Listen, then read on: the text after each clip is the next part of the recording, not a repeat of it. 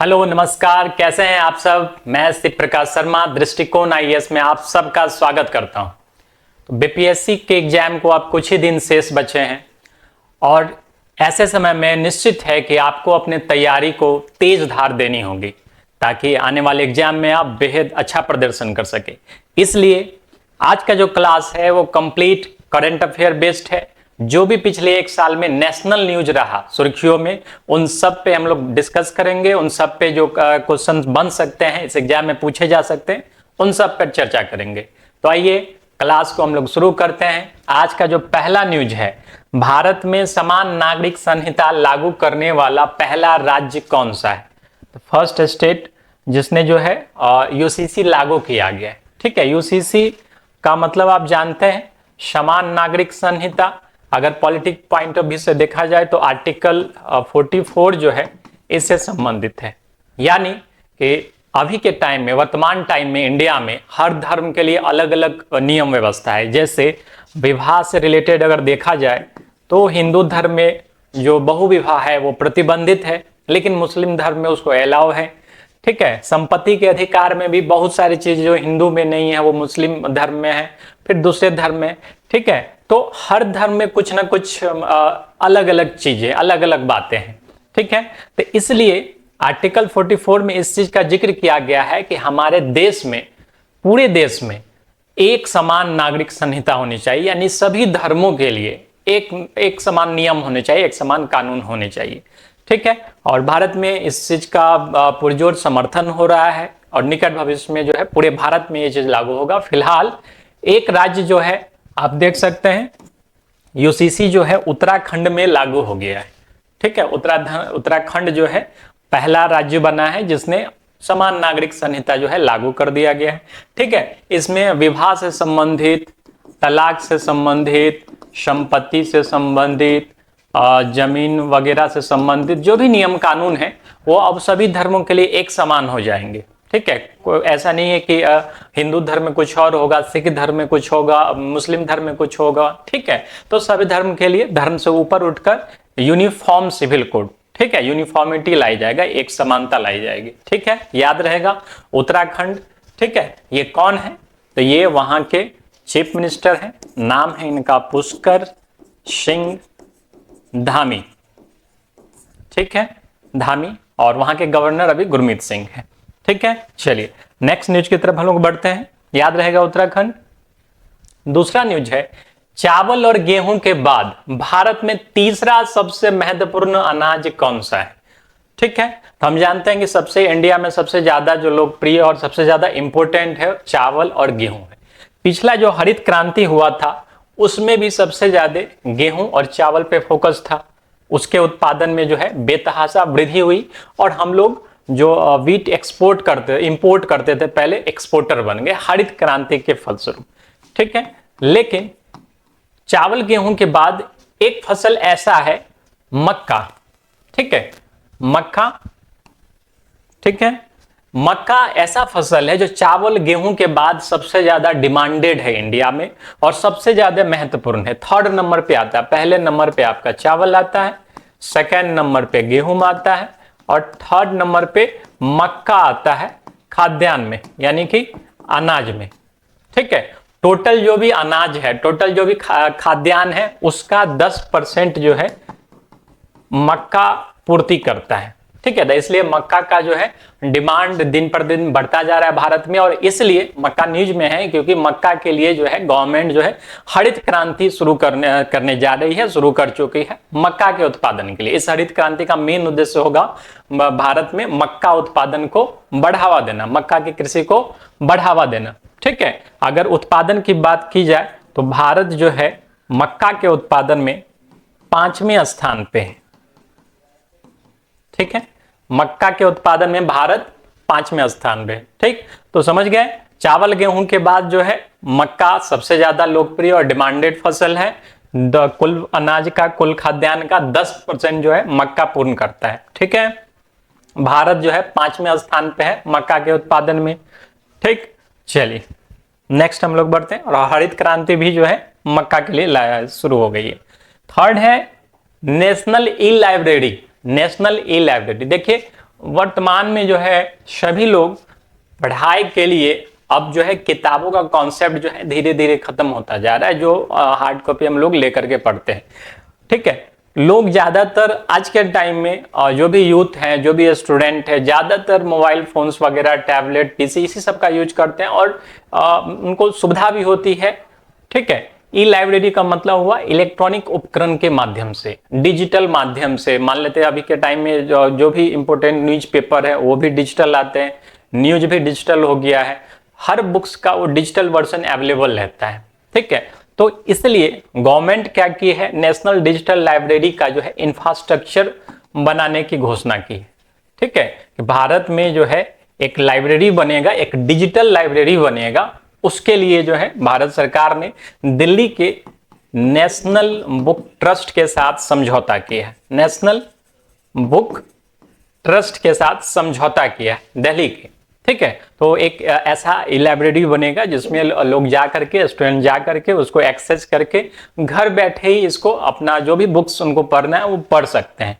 ठीक है, एक अम्ब्रेला डिजिटल लाइब्रेरी इंफ्रास्ट्रक्चर का व्यवस्था होगा जो 24/7 वर्क करेगा। ठीक है, और इसमें जो भी हमारा कंटेंट्स है, जो भी एक्स्ट्रा ऑर्डिनरी कंटेंट्स है, जो भी प्राचीन किताबें हैं, नई किताबें, सबका जो है डिजिटल वर्जन वहां पे अवेलेबल रहेगा ताकि स्टूडेंट जो है वहां से एक्सेस कर सके। इसके लिए नेशनल बुक ट्रस्ट जो है दिल्ली इसका ऑफिस है और इसके साथ जो है समझौता किया गया है भारत सरकार के द्वारा। ठीक है, तो याद रहेगा ये चीज। चलिए, भारत सरकार ने डिजिटल लाइब्रेरी प्लेटफॉर्म के लिए किस संस्थान के साथ समझौता किया है? तो एनसीईआरटी नहीं होगा, सीबीएसई नहीं होगा, एनबीटी होगा, नेशनल बुक ट्रस्ट। ठीक है, आगे बढ़ने से पहले इसका जो भी पीडीएफ होगा आप टेलीग्राम चैनल से डाउनलोड कर लेंगे। ठीक है, या एप्लीकेशन से भी आप डाउनलोड कर सकते हैं। और क्वेश्चन आंसर सेशन में और भी सब्जेक्ट के क्वेश्चन आंसर सेशन चल रहे हैं। ठीक है, आपको हिस्ट्री के क्वेश्चन आंसर सेशन मिल जाएंगे, इकोनॉमिक्स के मिल जाएंगे। तो ये जो मेनली हम लोग का ऑब्जेक्टिव है कि आपका जो 17वीं बीपीएससी का एग्जाम है वो कंप्लीट होना चाहिए, यानी 6 टाइम बीपीएससी का जो एग्जाम आपका जो गया है उसको आकलन करते हुए, पीछे जितने भी एग्जाम्स गए हैं उसका आकलन करते हुए हम लोगों ने एक रिसर्च बेस्ड ये क्वेश्चन आंसर सेशन शुरू किया है, जिससे आपके एग्जाम में जो है काफी बेनिफिट मिलेगा। ठीक है, तो निश्चित तौर पे इसका पीडीएफ आप लोग डाउनलोड कर लेंगे। नेक्स्ट न्यूज की तरफ हम लोग बढ़ते हैं। सेम्पेन जनजाति का संबंध किस राज्य या केंद्र शासित प्रदेश से है? ठीक है, सेम्पेन जनजाति। ठीक है, सेम्पेन जनजाति जो है अंडमान और निकोबार द्वीप समूह के आसपास रहती है। ये जनजाति जो है मेनली ग्रेट निकोबार के आसपास रहती है, ग्रेट निकोबार। ठीक है, और ये कंप्लीटली इसको घुमंतु नहीं कह सकते हैं, ये अर्ध घुमंतु है।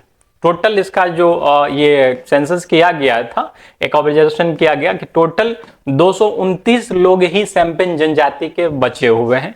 आप देख सकते हैं तस्वीरों में, ये जो पिक है वो इस बार जो इलेक्शन हुए लोकसभा चुनाव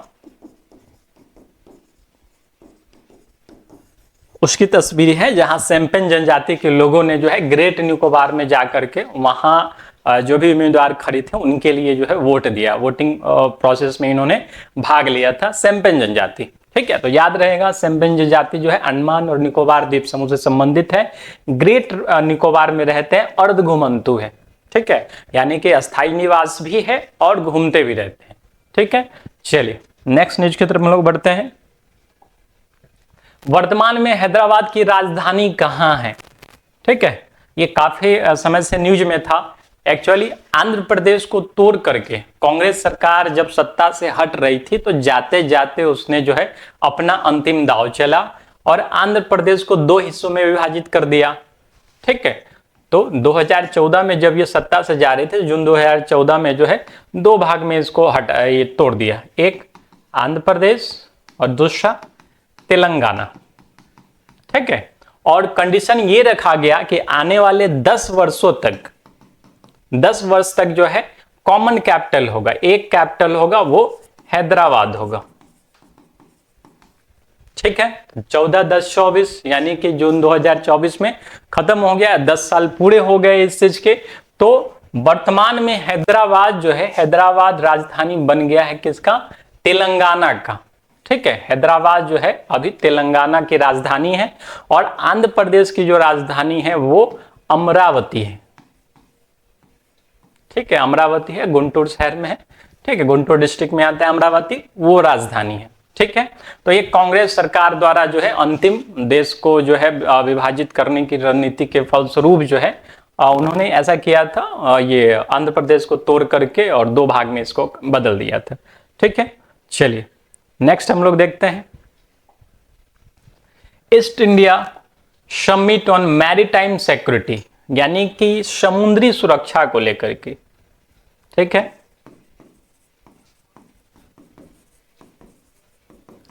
समुद्री सुरक्षा को लेकर के ईस्ट इंडिया समिट का जो है ये समिट हुआ है, ये सम्मेलन हुआ है। इस सम्मेलन का ये छठा संस्करण था। ठीक है, छठा संस्करण था, प्रश्न भी छठा है और ये संस्करण भी छठा था। ये कहां पे आयोजित किया गया है? तो महाराष्ट्र में जो है इस चीज का आयोजन किया गया। ठीक है, east Asia summit on maritime security. याद रखिएगा, समुद्री सुरक्षा पे आपके एग्जाम में जब भी प्रश्न आएगा तो ये शब्द लगा होगा कि ईस्ट इंडिया समिट समुद्री सुरक्षा पर जो है ये कहां पे आयोजित किया गया? तो ये मुंबई महाराष्ट्र में आयोजित किया गया। इसमें और भी गेस्ट थे। इंडो पैसिफिक रीजन के सिक्योरिटी के लिए जो है मेनली, ठीक है, इंडो पैसिफिक रीजन के सिक्योरिटी के लिए ये सबमिट किया जाता है। इसमें ऑस्ट्रेलिया भी था, ऑस्ट्रेलिया के प्रतिनिधि भी थे, इंडोनेशिया के प्रतिनिधि भी थे और सभी लोगों ने जो है किस तरह से समुद्री सुरक्षा को बढ़ाया जाए, यानी कि कैसे अगर कोई आपदा आ जाती है तो उस टाइम में क्या रिएक्शन होना चाहिए, क्या एक्शन लेना चाहिए, या फिर जो मछुआरा है मछली पकड़ते हुए अगर बॉर्डर वगैरह क्रॉस करता है उसके लिए क्या होना चाहिए। ठीक है, जो स्मगलिंग किया जाता है, अवैध कारोबार जो चलता है उसके लिए क्या प्रोविजंस होना चाहिए। तो आपस में बैठ करके उस चीज पे डिस्कशन हुआ और समुद्री सुरक्षा के पर्पज से ये समिट आयोजित किया गया था। ठीक है, ये छठा संस्करण था, ये सिक्स्थ संस्करण था इस चीज का। ठीक है, चलिए नेक्स्ट हम लोग देखते हैं, इस पे प्रश्न देख लेते हैं एक बार। प्रश्न है ईस्ट एशिया समिट समुद्री सुरक्षा का छठा संस्करण कहां आयोजित किया गया है? तो ये आयोजित किया गया कहां पे? तो महाराष्ट्र, मुंबई महाराष्ट्र में जो है इस चीज का आयोजन किया गया है। ठीक है, चलिए नेक्स्ट देखते हैं हम लोग अगला प्रश्न। किस राज्य सरकार ने जवाहरलाल दर्डा के स्मरण में 100 का स्मारक सिक्का जारी किया है? ठीक है, स्मरण में उनको स्मरण करते हुए 100 का स्मारक सिक्का जारी किया है। ठीक है, ये सिक्का आप देख सकते हैं यहाँ पे तस्वीरों में सिक्का है। तो जवाहरलाल दर्डा जो है एक स्वतंत्रता सेनानी भी थे, एक स्वतंत्रता सेनानी थे, कांग्रेस के सदस्य थे और एक बहुत ही प्रसिद्ध जो है लोकमत नाम का न्यूज़पेपर निकलता था उसके संपादक भी थे, लोकमत के संपादक भी थे। ठीक है, स्वतंत्रता सेनानी भी थे, कांग्रेस के एक सदस्य भी थे और इन्होंने एक्टिवली पार्टिसिपेट किया था फ्रीडम स्ट्रगल को। ठीक है, तो ये बिलोंग करते, इनको जो स्मरण सिक्का जो जारी किया गया है वो महाराष्ट्र सरकार के द्वारा जारी किया गया है। ठीक है, महाराष्ट्र के अभी सीएम है एकनाथ शिंदे। ठीक है, तो ये महाराष्ट्र सरकार के द्वारा ये जारी किया गया है सिक्का, जवाहरलाल दर्डा। ठीक है, एक स्वतंत्रता सेनानी थे। चलिए, प्रेरणा स्थल क्या है? प्रेरणा स्थल न्यूज में काफी था। ठीक है, प्रेरणा स्थल एक्चुअली संसद भवन में जो है जितने भी महापुरुष इंडिया में हुए, जैसे छत्रपति शिवाजी है, महाराणा प्रताप है, महात्मा गांधी है, भीमराव अंबेडकर है, तो हमारी जो ये भारत भूमि है ये महापुरुषों से भरी हुई है। तो उनको स्मरण करते हुए कि जो नए एमपी आए संसद में, उनसे प्रेरणा ले कि देश को कैसे एकजुट रखना है, देश की सेवा के लिए कैसे काम करना है, उन सब से प्रेरणा लेकर वे अपने काम को करें। इसके लिए सभी स्मारकों को एक जगह पे, एक स्थल पे जो है बनवाया गया है और यही स्थल जो है प्रेरणा स्थल के नाम से इसका लोकार्पण किया गया जगदीप धनखड़ यानी जगदीप धनखड़ जी उपराष्ट्रपति के द्वारा और ओम बिरला जी यानी कि जो लोकसभा अध्यक्ष है वर्तमान में, उनके द्वारा, ओम बिरला। ठीक है, उनके द्वारा जो है ये शुरू किया गया, ये लोकार्पण किया गया। ठीक है, तो ये प्रेरणा स्थल कहां पे है? ये संसद में है। और महापुरुषों की जो है ये स्मरण स्थली है, वहां पे इनकी जो मूर्तियां लगाई गई है ताकि नए एमपी नए लोग जो है इनसे प्रेरणा ले सके। ठीक है, चलिए अगला प्रश्न हम लोग देखते हैं। अगला प्रश्न है इसी बेस्ड पे है, हाल ही में समाचार पत्रों में देखे जाने वाला प्रेरणा स्थल क्या है। ठीक है, पहला संसद भवन के भीतर एक स्थान, बिहार में क्रांतिकारियों से संबंधित एक स्थल, भगत सिंह से संबंधित पंजाब का एक स्थल, या इनमें से कोई नहीं। तो आप समझ सकते हैं यह प्रेरणा स्थल क्या है, संसद भवन के भीतर का एक स्थान है जहां पे मूर्तियां लगी हुई है महापुरुषों की। ठीक है, चलिए नेक्स्ट हम लोग देखते हैं। नेक्स्ट प्रश्न है पोस्ट ऑफिस इन अंटार्कटिका। ठीक है, तो शुरुआत में तकरीबन हम लोग 60-70 साल पीछे जाएंगे तो कोई ये इमेजिन नहीं कर सकता था कि अंटार्कटिका में जाकर के रहा जा सकता है। लेकिन आज के टाइम में साइंस इतना डेवलप हो गया है कि अंटार्कटिका में कई देशों ने अपने अपने रिसर्च सेंटर स्थापित किए हैं खोजबीन के लिए, खोज के लिए। और भारत ने अपने 3 रिसर्च सेंटर वहां पे एस्टैब्लिश किए हुए हैं, जिनमें 3 में है, एक दक्षिण गंगोत्री है, एक मैत्री रिसर्च स्टेशन है और एक भारती है। ठीक है, 3 रिसर्च स्टेशन है, दक्षिण गंगोत्री, मैत्री और भारती। ठीक है, अब न्यूज में क्यों है ये, क्योंकि यहाँ पे पोस्ट ऑफिस, एक नया पोस्ट ऑफिस, तीसरा पोस्ट ऑफिस जो है यहाँ पे खोला गया है। ठीक है, अंटार्कटिका में पोस्ट ऑफिस खोला गया है। तो पहला जो पोस्ट ऑफिस खोला गया था 1984 में खोला गया था पहला पोस्ट ऑफिस, लेकिन 1988-89 में जो है क्या हो गया, बर्फ में ये डूब गया। ठीक है, बर्फ में डूब गया। सेकेंड पोस्ट ऑफिस जो है इसी साल खोला गया था, दक्षिण गंगोत्री में, इसके इलाके में खोला गया था। ठीक है, जो सेकेंड पोस्ट ऑफिस था। अभी थर्ड रिसेंटली खोला गया है, भारती जो रिसर्च स्टेशन है वहां पे इसका विंग स्थापित किया गया है। ठीक है, तो अब कहेंगे कि यहाँ पे चिट्ठी भेजता कौन है, यहाँ का चिट्ठी पढ़ता कौन है। तो यहाँ जो भी इस पोस्ट ऑफिस में जो भी चिट्ठियां भेजी जाती है वो भारत की एक नोडल एजेंसी है, राष्ट्रीय ध्रुवीय एवं समुद्री अनुसंधान केंद्र। ठीक है, राष्ट्रीय ध्रुवी एवं समुद्री अनुसंधान केंद्र। ठीक है, समुद्री रिसर्च स्टेशन। ठीक है, ये गोवा में है। तो जो भी अगर आप चिट्ठी भेजते हैं यहाँ के पोस्ट ऑफिस में तो आपका चिट्ठी जो है ये गोवा में चला जाएगा, राष्ट्रीय ध्रुवीय एवं समुद्री अनुसंधान परिषद के पास। ठीक है, तो ये जो नोडल एजेंसी है पूरे भारत में जो ध्रुव है, ध्रुव से संबंधित और समुद्र से संबंधित रिसर्च करती है।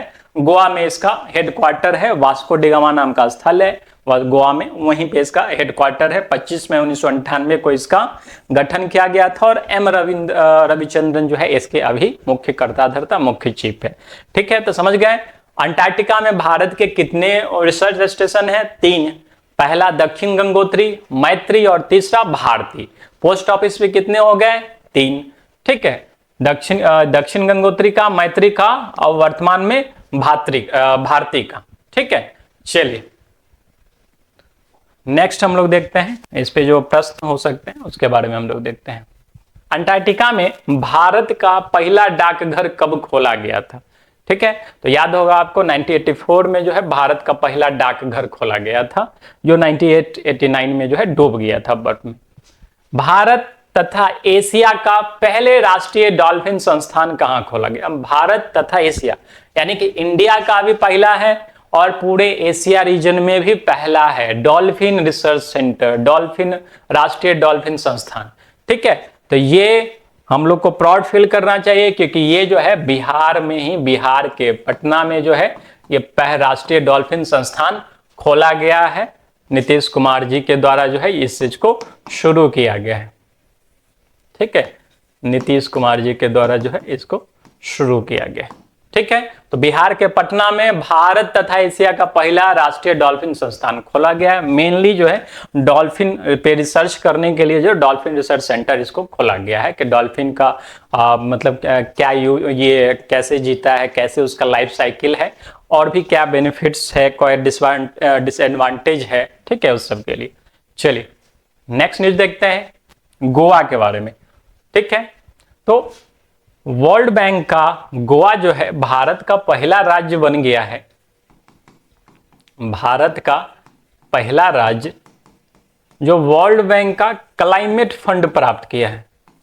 ठीक है, climate fund climate fund mainly जब दिया जाता है किसी राज्य को, किसी देश को, तो इसका यूज जो है कहाँ पे करना है, इसको नवीकरणीय ऊर्जा में, यानी कि ग्रीन एनर्जी में, नवीकरणीय ऊर्जा, ठीक है, सोलर एनर्जी, विंड एनर्जी, इस सब में। दूसरा ईवी इलेक्ट्रॉनिक व्हीकल को प्रमोट करने में, और तीसरा जो पर्यावरण है उसको बचाने में, पर्यावरण से रिलेटेड काम वगैरह करने के लिए जो है ये फंड दिया जाता है। ठीक है, ये फंड है, कहाँ का फंड है, ये वर्ल्ड बैंक का फंड है। तो भारत का कौन सा पहला राज्य है जिसको ये मिला है, तो ये गोवा है। ठीक है, क्योंकि गोवा भी जो है काफी जैव विविधता से भरा हुआ है। ठीक है, तो वहाँ के इन्वायरमेंट को ठीक करने के लिए, वहाँ के नेचर को प्रमोट करने के लिए जो है वर्ल्ड बैंक का क्लाइमेट फंड दिया गया है, पहला राज्य है। ठीक है, वर्ल्ड बैंक की अगर बात करें तो वर्ल्ड बैंक का हेडक्वार्टर वाशिंगटन डीसी में है। प्रेसिडेंट भारतीय मूल के अजय बंगा है। ठीक है, और जुलाई 1944 में जो है इसका गठन किया गया था ब्रेटन वुड्स में। ब्रेटन वुड्स का जो है जिक्र हम लोगों ने पिछले क्लास में भी सुना था। ब्रेटन वुड्स में दो संस्थाओं के गठन की बात की गई थी, पहला वर्ल्ड बैंक है और दूसरा IMF है, इंटरनेशनल मॉनेटरी फंड, अंतरराष्ट्रीय मुद्रा कोष। ठीक है, इसलिए उसको twin sister of Bretton Woods भी कहा जाता है। ठीक, नेक्स्ट हम लोग चलते हैं, इस पे प्रश्न देख लेते हैं एक बार। विश्व बैंक जलवायु निधि प्राप्त करने वाला भारत का पहला राज्य कौन सा है, तो भारत का पहला राज्य हो जाएगा गोवा, जिसने जो है विश्व बैंक जलवायु निधि प्राप्त की है। ठीक है, चलिए 12वें न्यूज की तरफ चलते हैं। Food safety and standards authority of India, ठीक है, ये मेनली जो संस्थान है, ठीक है, सेफ्टी ऑफ इंडिया, तो ये फूड के क्वालिटी से संबंधित वर्क करता है, फूड क्वालिटी। ठीक है, सेफ्टी एंड स्टैंडर्ड्स। ठीक है, तो जैसे कहीं पे नकली मिठाइयां बन रही है या कुछ भी ऐसा कुछ मिलावट वगैरह चल रहा है, तो आप बेझिझक जो है यहाँ कंप्लेन कर सकते हैं। ये मेन नोडल एजेंसी है जो पूरे इंडिया में फूड क्वालिटी को एश्योर करती है, और इसी फूड क्वालिटी को एश्योर करने के लिए जो FSSAI है, इसने जो है ईट राइट कैंपस नाम का टैग प्रदान करना शुरू किया है, ईट राइट कैंपस। ठीक है, याद रहेगा, ईट राइट कैंपस। तो इसका मेन उद्देश्य क्या है ईट राइट कैंपस का, तो जो भी कैंपस है, ठीक है, campus in the sense college हो गया, यूनिवर्सिटी हो गया, भारत के जेल हो गए, वहां पे भी जो है पौष्टिक भोजन मिले, यानी कि पौष्टिक भोजन। जेल में कैदियों को भी भारत में 100 जेलों की लिस्ट जारी की गई है, और 100 जेलों को जो है ईट राइट कैंपस का जो है टैग दिया गया, 100 जेल को, ठीक है, ईट राइट कैंपस का टैग दिया गया, यानी कि वो 100 जेल जो है वहां पे जो है अच्छी क्वालिटी का भोजन प्रदान किया जाता है सभी कैदियों को भी, और वहां पे जो कर्मी काम कर रहे हैं सरकार की तरफ से, जेल की तरफ से, उनको भी। ठीक है, तो ईट राइट कैंपस का ये टैग दिया गया। ठीक, टैग मिलने से ये एक एश्योरिटी मिल गई कि वहां का जो भोजन है वो अच्छी क्वालिटी का लोगों को मिल रहा है। नहीं तो हम लोगों ने फिल्म वगैरह में देखा है कि जेल को किस तरह से दिखाया जाता है, जेल में कितना वो गंदा खाना मिलता है, इस टाइप से फिल्म में दिखाया गया है। तो उसी चीज को एश्योर करने के लिए FSSAI द्वारा जो है ईट राइट कैंपस का टैग दिया गया 100 जेल को। तो 100 जेल में सबसे ज्यादा जो जेल है वो यूपी के हैं, फिर पंजाब के हैं, फिर बिहार के हैं, ठीक है, फिर MP के हैं। ठीक है, और भी जो मेन जेल्स हैं जैसे कि तिहाड़ जेल हो गया। ठीक है, तो यहाँ इस सबको भी जो है टैग मिल गया है ईट राइट कैंपस का। ठीक है, तो FSSAI campus, eat right campus का मेन क्या है मोटो, कि जितना भी कैंपस है, यूनिवर्सिटी, कॉलेज, स्कूल्स, जेल्स, यहाँ पे जो है भोजन प्रदान हो तो अच्छी क्वालिटी का भोजन प्रदान किया जाए। ठीक है, जो FSSAI है ये किस मंत्रालय के अधीन काम करता है, तो ये स्वास्थ्य और परिवार कल्याण मंत्रालय के अधीन काम करता है, परिवार कल्याण मंत्रालय के अधीन काम करता है, और वर्तमान में जो मंत्री हैं इसके ये JP नड्डा साहब है। ठीक है, वर्तमान में जो केंद्रीय मंत्री है JP नड्डा साहब है, स्वास्थ्य और परिवार कल्याण मंत्रालय के अंतर्गत ये काम करता है। FSSAI की अगर बात करें तो 5 सितंबर 2008 को जो है इसका गठन किया गया था। ठीक है, न्यू दिल्ली में इसका हेडक्वार्टर है, और अनुबानी रामदोष जो है इसके अभी चीफ हैं। इस पे जो प्रश्न है वो देख लेते हैं हम लोग। भारतीय खाद्य संरक्षण एवं मानक प्राधिकरण किस मंत्रालय के अधीन काम करता है? तो ये हो जाएगा स्वास्थ्य एवं परिवार कल्याण मंत्रालय के अंतर्गत जो है ये काम करता है। तो एग्जाम में जो है निश्चित है कि एक प्रश्न जो है मंत्रालय से रिलेटेड रहता है कि ये चीज जो है ये प्रोजेक्ट या कुछ भी किस मंत्रालय के अंतर्गत है। ठीक है, चलिए नेक्स्ट हम लोग देखते हैं। एक वाहन एक फास्टैग योजना किस वर्ष लागू की गई थी? केंद्र सरकार द्वारा किस वर्ष लागू की गई थी? तो मेनली योजना जानते ही हम लोग, ये सड़क परिवहन से रिलेटेड है और वर्तमान में जो है सड़क परिवहन मंत्री जो है कौन है? नितिन गडकरी साहब जो है। ठीक है, नितिन गडकरी साहब है सड़क परिवहन मंत्री। नितिन गडकरी साहब है सड़क परिवहन मंत्री। ठीक है, तो अब क्या है? तो एक पहले क्या था कि हम एक फास्टैग निकालते थे और 4-5 गाड़ियों में उसका यूज कर लेते थे, लेकिन अब सरकार के नए नियम के हिसाब से क्या होगा? हर गाड़ी के लिए हमको अलग अलग फास्टैग लेना पड़ेगा। ठीक है, इसको 1 अप्रैल 2024 से जो है प्रभावी कर दिया गया है। ठीक है, तो 2024 इसका आंसर हो जाएगा। चलिए, 8वां स्वच्छ सर्वेक्षण पुरस्कार 2023 में किस शहर को सबसे स्वच्छ शहर का अवार्ड दिया गया? 8वें स्वच्छ सर्वेक्षण पुरस्कार 2023 में किस शहर को सबसे स्वच्छ शहर का अवार्ड दिया गया है? Which city had given the cleanest city award in the 8th स्वच्छ सर्वेक्षण अवार्ड। ठीक है, तो अवार्ड जो है मेनली जो है द्रौपदी मुर्मू जो राष्ट्रपति हैं उनके द्वारा और आवास मंत्री द्वारा जो है द्रौपदी मुर्मू और आवास मंत्री के द्वारा ये दिया जाता है। मेनली पिछले 6 वर्ष से सबसे क्लीनेस्ट सिटी का अवार्ड है, यानी कि ये 6 वर्ष हो गया। इंदौर को जो है हमेशा से लगातार जो है 5-6 साल से इंदौर को क्लीनेस्ट सिटी सबसे साफ शहर का अवार्ड मिलता आ रहा है और इस साल भी मिला है। कोई ऐसी बात नहीं कि नहीं मिला, इस साल भी मिला। लेकिन इंदौर के साथ साथ सूरत को भी जो है संयुक्त रूप से किस साफ शहर का अवार्ड मिला है। ठीक है, संयुक्त रूप से इंदौर और सूरत को दोनों को संयुक्त रूप से सबसे स्वच्छ शहर का अवार्ड मिला है। यदि हम लोग स्टेट की बात की जाए, स्टेट अगर रैंकिंग देखें तो क्लीनेस्ट के मामले में महाराष्ट्र सरकार को जो है ये अवार्ड दिया गया है क्लीन स्टेट के मामले में। ठीक है, अगर गंगा किनारे बात करें, गंगा किनारे सबसे स्वच्छ शहर कौन है? गंगा किनारे। ठीक है, तो ये वाराणसी और प्रयागराज। ठीक है, वाराणसी और प्रयागराज को जो है ये अवार्ड दिया गया। ठीक है, तो इस बार भी जो है इंदौर को क्लीनेस्ट सिटी का अवार्ड मिल गया है, लेकिन इंदौर के साथ साथ सूरत को भी जो है क्लीनेस्ट सिटी का अवार्ड मिला है। ठीक है, तो ये स्वच्छ सर्वेक्षण पुरस्कार जो है 2023 का एक कौन सा संस्करण था? ये 8वां संस्करण था। ठीक, चलिए नेक्स्ट देखते हैं हम लोग नेक्स्ट प्रश्न की ओर। United liberation front of Assam. ठीक है, तो ये नाम से ही स्पष्ट है। इसका जो शॉर्ट फॉर्म होता है, कई बार आप लोगों ने अखबार में पढ़ा होगा, सुना होगा न्यूज में, उल्फा।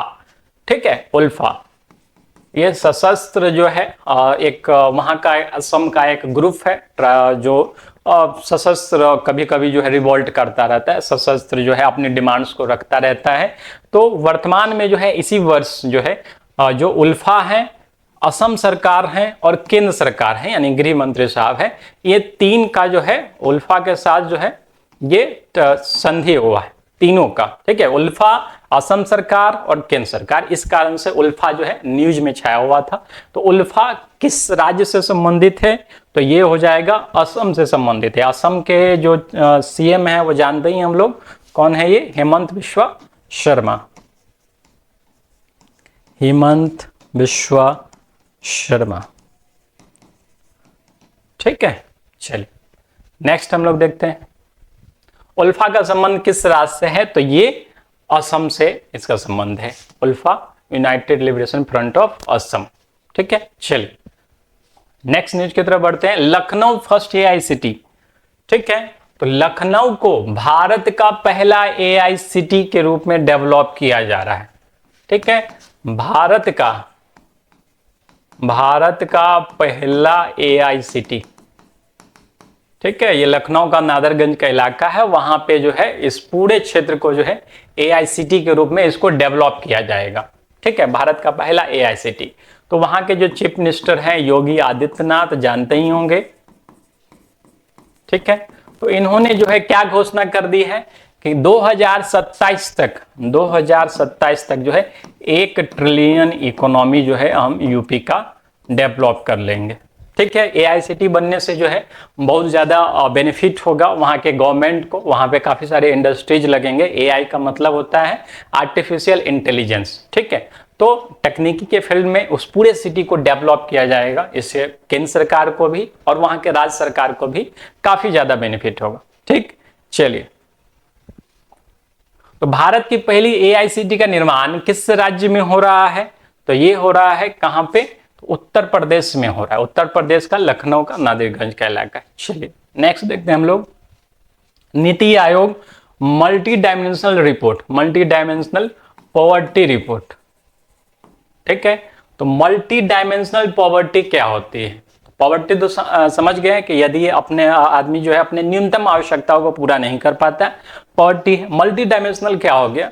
तो मल्टी डायमेंशनल में भोजन के साथ साथ आ जाएंगे शिक्षा आ जाता है, स्वास्थ्य आ जाता है। ठीक है, भोजन, शिक्षा, स्वास्थ्य, ठीक है, जो भी लाइफ स्टाइल वो किस तरह से जी रहा है, ये सारी चीज जो है मल्टी डायमेंशनल पॉवर्टी में इंक्लूड हो जाते हैं। ठीक है, तो इससे संबंधित नीति आयोग के द्वारा जो है रिपोर्ट जारी किया गया है। रिपोर्ट में क्या है? तो पिछले 9 साल में, पिछले 9 वर्ष में लगभग 24.82 करोड़ लोग जो है गरीबी से, मल्टी डायमेंशनल पॉवर्टी से बाहर निकले हैं। ठीक है, बाहर निकले हैं। नीति आयोग की बात करें, जानते हैं नीति आयोग के जो मेन सर्वा होते हैं वो प्रधानमंत्री होते हैं, और उनके बाद जो है चेयरपर्सन है ये BVR सुब्रमण्यम। ठीक है, चलिए इस पे जो प्रश्न है एक बार देख लेते हैं हम लोग। भारत में बहुआयामी गरीबी रिपोर्ट किस संस्था द्वारा प्रकाशित की गई है? कृषि मंत्रालय, स्वास्थ्य परिवार कल्याण मंत्रालय, नीति आयोग या गृह मंत्रालय? ठीक है, तो इसमें जो है नीति आयोग हो जाएगा। ठीक है, जो इस तरह का जो रिपोर्ट्स है हर साल जो है नीति आयोग ही इसको रिलीज करता है। चलिए नेक्स्ट हम लोग देखते हैं अगला प्रश्न, 27 युवा महोत्सव। युवा महोत्सव क्यों मनाया जाता है? हर वर्ष जो है, हर वर्ष 12 जनवरी को जो है युवा महोत्सव मनाया जाता है। ठीक है, हर वर्ष स्वामी विवेकानंद के जयंती पे, ठीक है, स्वामी विवेकानंद जी के जयंती पे जो है हर वर्ष युवा महोत्सव मनाया जाता है 12 जनवरी को। तो इस महोत्सव में क्या खास है? तो इस महोत्सव में जो है इस बार का जो थीम था, ठीक है, तो मेनली यूथ को लेकर के है। तो यूथ के लिए जो है इस बार का थीम जो रखा गया है वो है माय भारत, माय भारत, विकसित भारत, विकसित भारत कब तक? 2047 तक। ठीक है, तो हम लोग को अपना भारत को, अपने भारत को विकसित भारत बनाना है। एक टारगेट दे दिया गया है 2047 तक। ठीक है, 2047 तक जो है, यानी कि जब हमारे आजादी के 100 वर्ष पूरे होंगे तब जो है हम एक विकसित राष्ट्र की श्रेणी में आएंगे। और जिस तरह से देश में इंफ्रास्ट्रक्चर डेवलप किए जा रहे हैं, इंडस्ट्रीज को प्रमोशन मिल रहा है, स्टार्टअप को प्रमोशन मिल रहा है, वो निश्चित है कि हम लोग जो है 2047 से पहले ही जो है इस टारगेट को अचीव कर लेंगे। तो आज का जो यूथ है उनको ही विशेषता काम करना पड़ेगा, क्योंकि 2047 तक जो विकसित भारत है उनका आनंद भी वही ले सकेंगे। ठीक है, तो अभी आप जो भी कर रहे हैं उसके लिए जी जान लगा करके मेहनत कीजिए, ताकि हम अपने भारत को 2047 तक विकसित भारत में डेवलप कर सके। तो खूब नॉलेज गेन कीजिए, नॉलेज का यूज कीजिए। आपको पढ़ाई में यूज करना है, आपको किसी अन्य काम में यूज करना है, आपको लेखनी में यूज करना है, लेकिन खूब नॉलेज गेन करने में, नॉलेज प्राप्त करने में पीछे मत रहिए। चलिए नेक्स्ट इस पे जो प्रश्न है वो देख लेते हैं हम लोग। 27वें युवा महोत्सव का उद्घाटन कहाँ किया गया था? तो ये उद्घाटन हुआ नासिक में, इस चीज का आयोजन गया। थीम हम लोग देखे लिए हैं, माय भारत विकसित भारत @2047। वर्ष 2024 में भारत के सार्वजनिक उपक्रम में कौन बाजार पूंजीकरण में सबसे मूल्यवान कंपनी का दर्जा प्राप्त किया है? ठीक है, तो बाजार पूंजीकरण, सार्वजनिक उपक्रम क्या होता है? जिस कंपनी का लगभग 50% से प्लस, यानी कि 50% से ज्यादा, यानी कि 51% हो गया, 52% हो गया, 65%, मतलब 50% से ज्यादा यदि वो प्राइवेट हाथों में है तो वो प्राइवेट कंपनी है। 50% से ज्यादा यदि वो गवर्नमेंट के हाथों में है तो वो गवर्नमेंट कंपनी है, और गवर्नमेंट कंपनी मतलब सार्वजनिक उपक्रम है। ठीक है, तो इस बार जो है एसबीआई को पछाड़ करके बाजार पूंजीकरण के मामले में एलआईसी, लाइफ इंश्योरेंस कॉर्पोरेशन जो है, ये बाजार पूंजीकरण में सबसे ज्यादा हुआ और सबसे मूल्यवान कंपनी बन चुका है सार्वजनिक क्षेत्र में। ठीक है, पीएसयू में, इसको पीएसयू कहते हैं, पब्लिक सेक्टर अंडरटेकिंग। ठीक है, तो पीएसयू में सबसे मूल्यवान कंपनी का दर्जा एलआईसी जो है हासिल किया है 2024 में। ठीक, चलिए नेक्स्ट प्रश्न हम लोग देखते हैं, इंटरनेशनल बिग कैट एलायंस। ठीक है, तो जिस तरह से जो भारत में एक इंटरनेशनल सोलर एलायंस बना था पहले, ठीक है, आईएसए, अंतरराष्ट्रीय सौर गठबंधन, अंतरराष्ट्रीय सौर गठबंधन, उसी तरह से इंडियन कैबिनेट ने, केंद्रीय कैबिनेट ने जो है एक अंतरराष्ट्रीय बिग कैट एलायंस बनाने की घोषणा की है। इसको मंजूरी भी मिल गया, इसका बजट एलोकेशन भी लगभग 150 करोड़ रुपए का जो है बजट है, ये एलोकेट कर दिया गया है। तो इंटरनेशनल बिग कैट एलायंस क्या, एलायंस मतलब गठबंधन। ठीक है, तो बिग कैट में कौन सब आते हैं, बिग कैट में क्या आ जाएगा, जेगुआर आ जाता है, पुमा आ जाता है, लियोपार्ड आ जाता है, लाइन आ जाता है, टाइगर आएगा, चीता आएगा, स्नो लियोपार्ड आएगा। तो ये सब जानवर जो है बिग कैट की श्रेणी में आते हैं, बड़े बिल्ली की श्रेणी में आते हैं। तो जिन देशों में ये जानवर पाए जाते हैं उन देशों के साथ मिल करके भारत एक गठबंधन बनाने के लिए जा रहा है, जो अपने अपने देश में इन जानवरों के संरक्षण के लिए काम करेगा। ठीक है, इनके सुरक्षा के लिए, संरक्षण के लिए काम करेगा। तो लगभग एक आकलन है कि 96 जो कंट्री होंगे इसके मेंबर होंगे। ठीक है, तो अंतरराष्ट्रीय बिग कैट एलायंस, खास बात क्या है, तो अंतरराष्ट्रीय सौर गठबंधन का भी मुख्यालय भारत में ही। ठीक है, तो आईएसए का मुख्यालय कहां पे है, तो हरियाणा में है, गुरुग्राम में। ठीक है, गुरुग्राम में है। और इंटरनेशनल बिग कैट एलायंस का भी मुख्यालय जो है भारत में ही होगा। तो 2 अंतरराष्ट्रीय संस्थाएं होंगी जिनका मुख्यालय भारत में ही होगा। ठीक है, चलिए, तो इंटरनेशनल बिग कैट एलायंस का मुख्यालय कहां बनने के लिए जा रहा है, तो आईएसए के बाद जो है इंटरनेशनल बिग कैट एलायंस का भी मुख्यालय भारत में ही बनेगा, इसको ध्यान में रखना है। ठीक है, इंटरनेशनल बिग कैट एलायंस क्या है समझ गए, बिग कैट में कौन से जानवर आते हैं वो भी देख लिए हम लोग। चलिए नेक्स्ट आते हैं, प्रोजेक्ट शक्ति। क्या था प्रोजेक्ट शक्ति? ठीक है, तो प्रोजेक्ट शक्ति जो है गूगल न्यूज है। ठीक है, गूगल न्यूज का एक प्रोजेक्ट था। ठीक है, तो इलेक्शन टाइम में हम लोगों ने देखा है कि इलेक्शन से 1-2 महीने पहले जो है काफी सारे फेक न्यूज का बाढ़ आ गया था।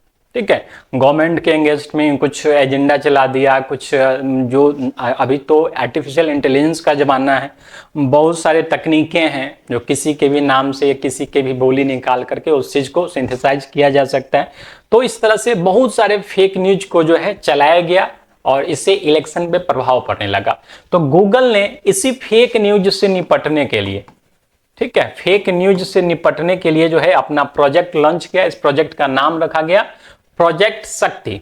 ठीक है, तो इलेक्शन टाइम में जो लोग हैं, जो वोटर्स हैं, उनको सही जानकारी मिले, सटीक जानकारी मिले, इसकी जिम्मेदारी निभाने के लिए गूगल ने जो है प्रोजेक्ट शक्ति नाम से ये प्रोजेक्ट लॉन्च किया था। ठीक है, चलिए इस पे जो प्रश्न है वो देख लेते हैं हम लोग। हाल ही में समाचार पत्रों में देखे जाने वाला प्रोजेक्ट शक्ति किससे संबंधित है? ठीक है, तो फेक न्यूज, सुपरसोनिक मिसाइल, पनडुब्बी निर्माण, इनमें से कोई नहीं। तो आप आसानी से इसमें टिक कर सकते हैं फेक न्यूज से। ठीक है, चलिए नेक्स्ट न्यूज की तरफ हम लोग बढ़ते हैं। मेघालय का बार्नीहाट। ठीक है, बार्नीहाट शहर जो है मेघालय का, आखिर न्यूज में क्यों आ गया मेघालय का बार्नीहाट शहर? ठीक है, बार्नीहाट शहर न्यूज में क्यों आ गया? तो ये वर्तमान में जब ये रिपोर्ट प्रकाशित किया गया था, ये रिपोर्ट प्रकाशित किया गया था central for research on energy and clean energy. ठीक है, तो ये नॉन गवर्नमेंटल ऑर्गेनाइजेशन है, ये एक थिंक टैंक की तरह काम करता है, यानी कि सिर्फ रिसर्च बेस्ड अपना रिपोर्ट जारी करता है। फिनलैंड का ये ऑर्गेनाइजेशन है। इसके अनुसार भारत का सबसे प्रदूषित शहर जो है मेघालय का बार्नीहाट को बताया गया कि भारत में सबसे ज्यादा जो शहर है वो प्रदूषित है, मेघालय का बार्नीहाट है। वर्तमान हाल में दिल्ली हो गया था। ठीक है, लेकिन इस रिपोर्ट के प्रकाशन के वक्त जो है बार्नीहाट जो है मेघालय का सबसे प्रदूषित था। सेकंड नंबर पे, फर्स्ट नंबर पे तो ये आ गया, बार्नीहाट आ गया। सेकंड नंबर पे बिहार का बेगूसराय को रखा गया। ठीक है, तो यदि बिहार के पूछता कि बिहार में सबसे प्रदूषित शहर वर्तमान में भी कौन है, तो बेगूसराय है। और थर्ड नंबर पे जो है ग्रेटर नोएडा को रखा गया। ठीक है, ग्रेटर नोएडा को रखा गया सबसे प्रदूषित शहर में, तीसरे नंबर पे। First Byrnihat, second Begusarai, third जो है ग्रेटर नोएडा। ठीक है, ये फिनलैंड के ऑर्गेनाइजेशन है, क्रिया इसका नाम है, centre for research on energy and clean air, इसने ये रिपोर्ट प्रकाशित किया है। ठीक है, इस पे जो प्रश्न है देख लेते हैं। Centre for research on energy and clean air के अनुसार भारत का सबसे प्रदूषित शहर कौन सा है, तो ये मेघालय का बार्नीहाट हो जाएगा। ठीक है, और इसमें श्रेणी वाइज दिया गया, पहला बार्नीहाट, सेकंड पोजीशन में बेगूसराय है और थर्ड पे ग्रेटर नोएडा है। ठीक है, चलिए 9th इंटरनेशनल साइंस फेस्टिवल, अंतर्राष्ट्रीय विज्ञान महोत्सव का जो है ये 9वां संस्करण था। अंतर्राष्ट्रीय विज्ञान महोत्सव। ठीक है, ये 9वां संस्करण था। इसका आयोजन किया गया फरीदाबाद हरियाणा में, और इसका जो थीम था वो है अमृत काल में विज्ञान प्रौद्योगिकी का महत्व। 17 से 20 जनवरी 2024 को जो है इसको ये लॉन्च किया गया था। ठीक है, 17 से 20 जनवरी को फरीदाबाद हरियाणा में अंतर्राष्ट्रीय विज्ञान महोत्सव का 9वां संस्करण आयोजित किया गया था। थीम था अमृत काल में विज्ञान प्रौद्योगिकी का महत्व। प्रश्न, 9वां अंतर्राष्ट्रीय विज्ञान महोत्सव का थीम क्या था, तो माय भारत विकसित भारत, ये तो विवाह महोत्सव का थीम था। अमृत काल में साइंस टेक्नोलॉजी का महत्व। ठीक है, तो ये हो जाएगा इसका आंसर। नेक्स्ट हम लोग आते हैं सागर परिक्रमा। ठीक है, सागर परिक्रमा, तो सागर परिक्रमा का वर्तमान में जो है 10th एडिशन भी चल रहा है।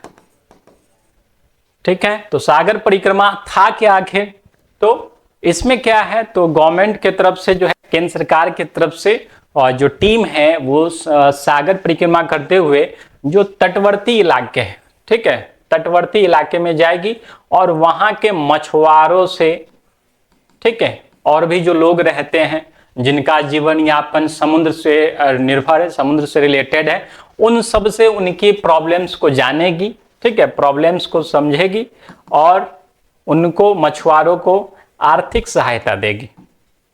ठीक है, ताकि वो अपना जीवन यापन बेहतर कर सके, अपना जो जीविकोपार्जन है उसको बेहतर कर सके। ठीक है, तो सागर परिक्रमा। ठीक है, यह भी कौन सा एडिशन था, तो 9वां एडिशन अक्टूबर 2023 में लॉन्च हुआ और 10वां एडिशन जो है अक्टूबर 2024 में लॉन्च हो गया है। तो 9वां एडिशन जो है वो तमिलनाडु से जो है चेन्नई तक चला है, और ये जो है चेन्नई से शुरू हुआ था। ठीक है, 10वां एडिशन चेन्नई से शुरू हुआ, फिर 11वां होगा तो इस बार जहां खत्म करेगा उससे आगे जो है 11वें में इसको इंक्लूड करेगा। ठीक है, तो सागर परिक्रमा है क्या उसको समझ लिए। मछुआरों को प्रोटेक्ट करने के लिए, उनको प्रमोट करने के लिए जो है ये प्रोजेक्ट चलाया जा रहा है। तो वर्तमान में सागर परिक्रमा का कौन सा संस्करण है, ठीक है, तो 9 अक्टूबर 2023 में, 10th अभी वर्तमान में 10th एडिशन चल रहा है। ठीक है, चलिए नेक्स्ट प्रश्न की ओर बढ़ते हैं हम लोग। सबसे इंपॉर्टेंट है चराइदेव मोईदाम। ठीक है, न्यूज में क्यों है, ये असम में, ये जो है असम में है चराइदेव मोईदाम। ठीक है, तो मेनली क्या था, असम का एक राजवंश था अहोम राजवंश। ठीक है, अहोम राजवंश। तो अहोम राजवंश के जो लोग जब मर जाते थे तो उनको इस तरह से जो है दफनाया जाता था, एक टीला बना करके जो है वहां पे दफनाया जाता था। ठीक है, जैसे आप लोगों ने इजिप्ट का पिरामिड वगैरह सब देखा होगा, तो वहां पे भी सेम इसी टाइप का है, और टीला यहाँ बिहार, ये असम में जो है इस टाइप का टीला बना करके दफनाया जाता था। तो काफी इंपॉर्टेंट था। इस कारण से यूनेस्को ने क्या किया, इसको भारत का 43rd यूनेस्को साइट घोषित कर दिया। ठीक है, यूनेस्को साइट घोषित कर दिया चराइदेव मोईदाम को, जो असम में है। यूनेस्को के बारे में आप लोग जानते होंगे, यूनाइटेड नेशन एजुकेशनल, साइंटिफिक और कल्चर ऑर्गेनाइजेशन। ये पूरी दुनिया में जो भी अंतर्राष्ट्रीय महत्व की चीजें हैं, जैसे तो कुतुब मीनार हो गया, या इजिप्ट वगैरह का पिरामिड वगैरह हो गया, ठीक है, तो उसको अंतर्राष्ट्रीय महत्व का घोषित कर देता है। इससे क्या होगा कि उस देश पे या फिर अन्य देशों पे अगर कुछ हमला वगैरह किया जाता है तो ये उनका नैतिक दायित्व है कि उस देश के इन ऐतिहासिक स्थलों की रक्षा की जाए। ठीक है, तो जैसे भारत में घोषित हो गया तो भारत सरकार भी जो है इसके प्रोटेक्शन के लिए जो है काम करेगी, पहले से भी काम कर रही है। इससे पर्यटन को भी बढ़ावा मिलेगा, अंतर्राष्ट्रीय स्तर पे आने से वहां के लोग जो है इस चीज को देखने के लिए आएंगे। ठीक है, तो इसको कैमा साइट घोषित किया गया है 43rd, ठीक है, यूनेस्को के द्वारा। यूनेस्को की बात करें तो 16 नवंबर 1945 को इसका गठन किया गया था। हेडक्वार्टर पेरिस फ्रांस में है वर्तमान में। ठीक है, इस पे जो प्रश्न है एक बार हम लोग देख लेते हैं। चराइदे मोईदाम स्थल भारत के किस राज्य में स्थित है? तो ये है असम में। असम के जो चीफ मिनिस्टर है वो है हेमंत बिस्वा शर्मा। ठीक है, तो आज के क्लास में जितना भी नेशनल न्यूज था, ठीक है, उसको हम लोगों ने कवर करने का प्रयास किया। नेक्स्ट वीडियो में कुछ और नेशनल और इंटरनेशनल न्यूज पे जिक्र करेंगे और ये सभी भी आए हैं। ठीक है, ये सभी की पॉसिबिलिटी है कि आने वाले एग्जाम में जो है ये निश्चित पूछा जाएगा। इसलिए इसका पीडीएफ जो भी है डाउनलोड कीजिए, वीडियो देखिए और उस पर प्रैक्टिस कीजिए। ये चीजें आपके दिमाग में रहनी चाहिए, काफी इंपॉर्टेंट चीजें हैं। तो नेक्स्ट वीडियो में हम लोग नेक्स्ट करंट अफेयर्स के साथ मिलेंगे। तब तक के लिए धन्यवाद।